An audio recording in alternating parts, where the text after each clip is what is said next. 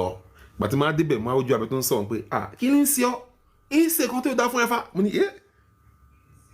which kind of woman be this one tí o lè sọ English yìí mo kàn swipe life dàbí tèmi mo kàn lọ ni mo kàn dọwọ́ kejì ni mo kàn tún rí life ojú abẹ again ni tó wọ green she was not looking fine wọ́n á ṣe báyìí àwọn ilẹ̀ yìí dẹ̀ bad no àdìmọ̀ yìí fine o mo tún wá àgbà tí mo tún wá mo tún gbọ́ ó lè dragi mi fa ń dragi rẹ ń dàbẹ̀ ẹrú ni mi ni yé tàbí fẹ́ tó ń dàbẹ̀ ìfẹ́ mo tún swipe life ẹ̀ dànù who is this one ọjọ́ kan ni mi nǹkan tó ṣẹlẹ̀ mo jẹ́ lọ́jọ́ kan ni thank you I don't owe anybody explanation yes I'm just entertaining my people. ẹ̀yin èèyàn wa new boyfriend arábìnrin tí a mọ̀ sí OJUABE ó ti jáde ó wá sọ̀rọ̀ bí àwọn méjèèjì bí wọ́n ṣe pàdé.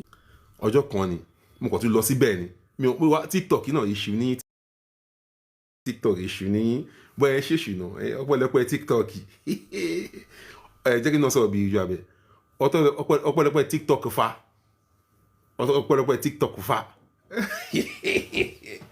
TikTok thank you you do well jẹ́ kí n náà ju díẹ̀ báwo ni máa ṣe lọ àwọn di TikTok àlátẹ̀yìn lọ nìyẹn yes no this is good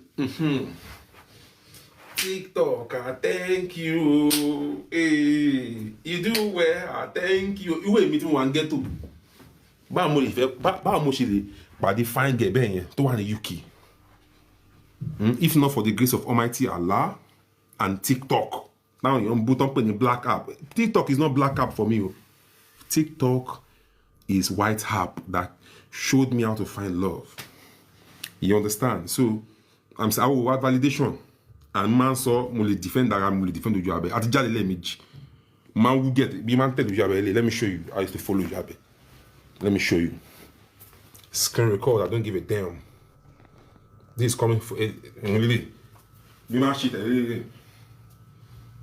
Yes. So, mo play role ọkọ, mo play role boyfriend, mo tún play role bodyguard. Kí ló tún fẹ́? Kí ló tún fẹ́?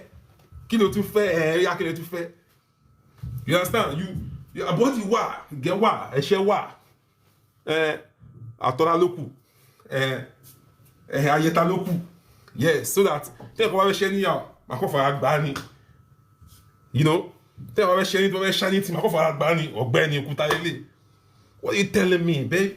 You see, if you love your woman, let her know you love your woman. So, me man tell you, bye. No, be yasi. Yes, this is OJUABE husband. I am proud of it. Fuck that. I'm proud of it, bro. See, she's treating me. Okay. She cooks. This is where she cooks. I can get me by.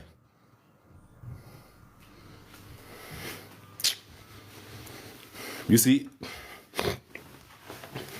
let me tell you why I'm saying all this thing I'm saying. Èèyàn kan máa ó ní code kan tí máa ń lò. Code yẹn ni pé anything worth doing is worth doing well. Code mẹ́ta máa fi live life mi nìyẹn. And do unto others what you want others to do unto you. You understand? And again, one more thing. Do not allow anyone make you feel like you don't deserve what you want. You understand? Me ò fọ́, me ò fear, I don't fear anything. You understand? So the truth is, I don't explain anything. But man, so do anything worth doing is worth doing well. Be good. You understand? Tó bá ti dá. And come on me by Madam Monisha to she knows me. I'm an humanitarian. Man 50 TikTok account me gone. Only 154,000 followers. Man fin assist àwọn èèyàn náà ni. Èmi ò lówó. But àwọn èèyàn kan wà bí àwọn Madam Monisha yẹn tó máa ń bá wa contribute owó fáwọn èèyàn gbà yẹn. She understand?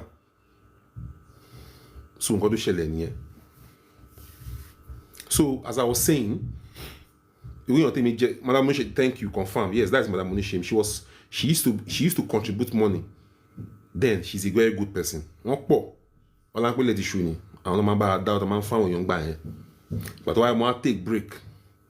You understand? Then she herself, she's in what I will never tell her not to go live. No, go live. Be happy. So your life is short. You may long pay 60, 70, 80 months. O wa fẹ́ ṣe bó ṣe wọ̀n wá níbẹ̀ àti bá ṣe bó ṣe wọ̀n mi kí ni mọ́ mi máa sọ kí ni dáàdi mi máa sọ kí ni àwọn ọ̀rẹ́ mi máa sọ kí ni àwọn fọ́lá mi máa sọ. You understand? See, happiness is free. Do what you want. No, you can't allow people to decide for you. You can't allow any cleric, any alpha, any pastor to decide what you want for you. Your life is supposed to be your rules. You understand? So, yes, driver wa bí oníwèrè dáfọ́ kankan lè gba ọkọ̀ bàmírà driver wa jẹ́ ni. Driver wa jẹ́ èèyàn kúkúrú. So driver tó wá bọ́ọ̀sì yẹn wá tóbi ó sanra àwọn small bottom máa ń san òṣì yẹn pé ìfàdà ó kà sọ fẹ́ nà driver wa and as bàbá ọkọ̀ náà kí bàbá ọkọ̀ ìyàwó kí ló yẹ kó ṣe mo kọ́ jókòó mo ń fọ́n Porsche like mo kọ́ jókòó sínú mọ́tò kí ni mo ṣe náà yes mo kọ́ jókòó sínú mọ́tò mo ń fọ́n ọkọ̀ nǹkan tó gbẹ́ni wá bodyguard ọkọ̀ at the same time tún yẹn wá ìyàwó wa mi báyìí ìyàwó tẹ̀ ti ń sọ English no yóò ṣe báyìí no don't fight no it's not good ní Britain UK ti ó ti yọ gbogbo gíràn kúrò lára ìyá ìṣá ó ní no ó jẹ́ báyìí don't fight it's not good it's not mo kàn bọ́lẹ̀ ní driver mo kàn sáré ṣọ́ ara mo sáré ṣọ́ gẹ̀ mo mú ṣe kàn bọ́lẹ̀ nígbẹ́ mo kàn gbé driver àti ìgbẹ́ mo gbé báyìí mo gbé tán. No, sorry, I'm not taking your request. I'm sorry. Mo kàn gbé ni mo gbé driver àti ibi tó ń bá driver ọjà mo kàn gbé mo jù sínú mọ́tò ẹ̀ ni bọ́bọ́ yẹn wò mí báyìí ní ilé ìgbé mi mo ṣe báyìí yálà tí yá kọyọm yá gbogbo ẹ̀ yá everything yá kíníkan àwọn ìyá wòye moving to the world bọ́bọ́ yẹn wọnú mọ́tò ẹ̀ ló ṣe yá ṣíkàràn ó lọ. So I'm telling you, bro, you gotta be there for your wife. Be a friend. Be a motivational speaker. Be a protector, you know. Be a dad. Man, soon, let her sleep first. I will not wake her. Baby, lie down very well. Fashion bully. How can you man do?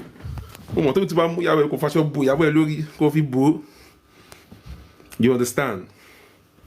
And anything is good. Anything is good. As I was saying, life is good. There's no time. Whatever it is you have belief or faith in, just do it. Don't seek anybody's validation. Life go better. Life go better if you're ready to break many rules and shake any life go better. Alright, everybody. Ojo ni wa a obeni kan shota o. Eni ejirin le jimpa. Ojo ni wa a obeni kan shota o. Eni ejirin le jipa. She's almost 10 years old. Ó ti dá mi lójú pé ẹnu ibi inú wa èní pọnmi síbi ìyá ti jẹ tó bá pọnmi síbi ìyá ti jẹ èní pọnmi síbi àbí èní pọnmi àbí èní roko no tó bá no ẹnu ibi inú wa èní pọnmi síbi ìyá ti jẹ tó bá pọnmi síbi ìyá ti jẹ èní roko èní no I don't mi money yẹn tó bá roko síbi àti jẹ èní mọ ọ̀nà tó máa gbà tẹ́rẹ̀ntẹ́rẹ̀. Don't mind me, Jerry, I'm just being naughty. Oh, sọ pé pọ̀rọ̀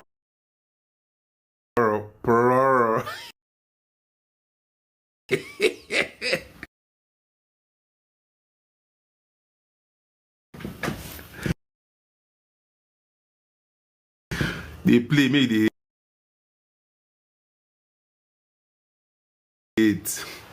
man calling come man pe she say bad man see I need your love. Yes, everybody write poor in comment section. Can be married poor. So poor. Yes, so poor na water poor na